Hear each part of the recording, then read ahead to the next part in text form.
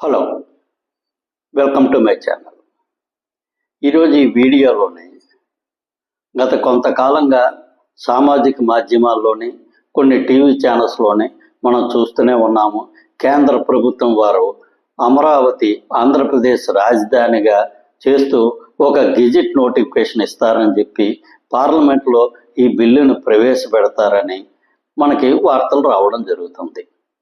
ఇదే నిజమైతే వైఎస్ఆర్సీపీ ఏ విధమైన స్టాండ్ తీసుకునే అవకాశం ఉంది. దీని గురించి ఈ వీడియోలో కొద్దిగా తెలుసుకుందాం.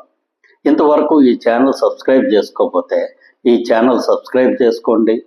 ఈ ఛానల్ అభివృద్ధికి మీ వంతు సహకారం అందిస్తారని ఆశిస్తున్నాం.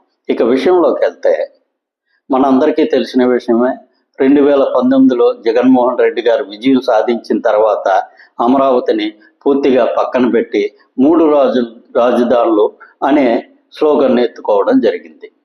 కాకపోతే ఎక్కడ ఏ రాజధాని కట్టలేదు. దానికి రకరకాల కారణాలు ఉండొచ్చు, అది ప్రస్తుతం మనకు అనవసరం. ప్రస్తుతం జగన్మోహన్ రెడ్డి గారి స్టాండ్ ఏంటి అనేది తప్పకుండా పార్లమెంట్లో చెప్పవలసిన అవసరం ఉంటుంది. ఈరోజు కూటమి ప్రభుత్వం అయితే ఒకే స్టాండ్తో ఉంది. అది అప్పుడు ఇప్పుడు రాజధాని విషయంలో మాత్రం వాళ్ళు చాలా స్పష్టతతో ఉన్నారు, అమరావతి ఆంధ్రప్రదేశ్కి రాజధాని అని. కాకపోతే ఈ రోజు కూడా వైఎస్ఆర్సీపీకి ఓ స్పష్టత అనేది కనిపించడం లేదు.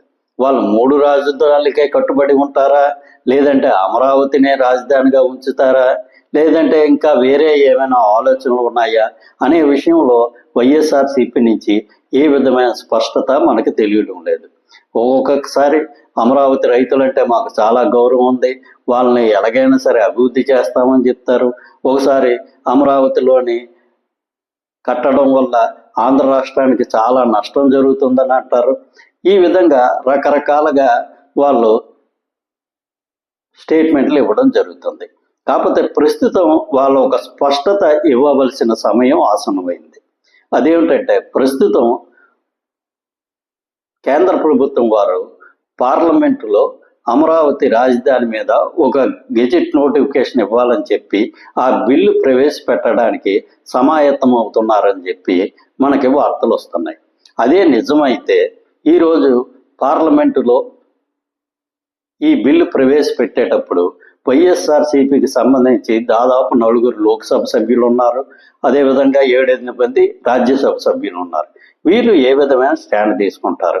ఇప్పుడు కేంద్ర ప్రభుత్వం ఆ బిల్లుని లోక్సభలో ప్రవేశపెట్టింది. దాని మీద ఓటింగ్ జరుగుతుంది. సభ్యుల మధ్య కొంతవరకు చర్చలు కూడా జరుగుతాయి.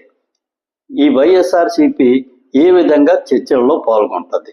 3 రాజధానులు అనే స్టాండ్కి నిలబడుతుందా, లేదంటే అమరావతి రాజధాని అనే విషయానికి మద్దతు తెలుపుతుందా అనేది మనకి ఇక్కడ స్పష్టంగా వాళ్ళు చెప్పవలసిన అవసరం ఉంటుంది.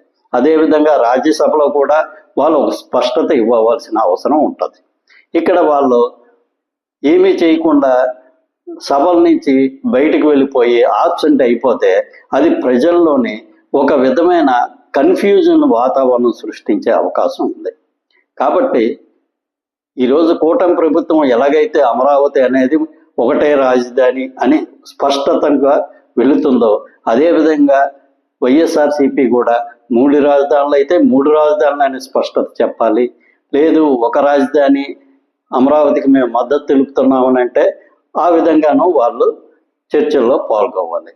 ఈ రెండూ చేయకుండా ఉంటే అది 2కి చెడ్డ రేవడిగా అయిపోతుంది. ఎందుకంటే ఈరోజు అమరావతిని ఎవరెవరైతే అభిమానిస్తున్నారో వాళ్ళంతా కూటమి తరపున ఉంటారు.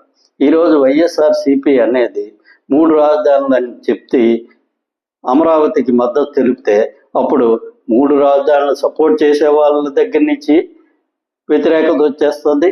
అదేవిధంగా ఈ అమరావతి మద్దతు తెలిపినప్పుడు వీళ్ళు కూడా జగన్మోహన్ రెడ్డి గారిని నమ్మే పరిస్థితి ఉండదు. కాబట్టి ఇప్పటికైనా సరే వాళ్ళు రాజధాని విషయంలో ఒక క్లారిటీతో ముందుకు వెళ్తారని ఆశిద్దాం. Thank you. ఈ వీడియో నచ్చినట్లయితే ఈ ఛానల్ సబ్స్క్రైబ్ చేసుకోండి. Thank you very much.